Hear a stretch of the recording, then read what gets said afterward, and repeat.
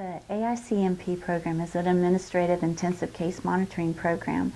It's a volunteer program that allows a non-custodial parent to receive assistance in finding resources that would help them in making more money, hopefully, and give them the opportunity to make their child support payments each month.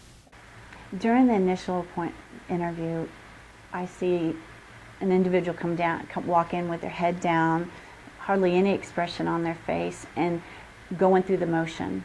And by the end of the initial appointment, they're smiling and they're excited and they're seeing that there's possibly a glimpse of hope. As we go through each stage and each service provider that's made available to each one, they become excited and they become happy and they start having more interaction with their family and they start paying their child support and they start expressing their sense of self-worth. So what I see is a transformation. I didn't think I had a way out of paying my fines and paying my child support, but by me coming into drug court and getting with Miss Cheryl Sullivan, that was a way to get my stuff, my priorities together, and it really helps. And it seems like it's all right today. It's no struggle no more. She's my friend for life, really, really, beyond business.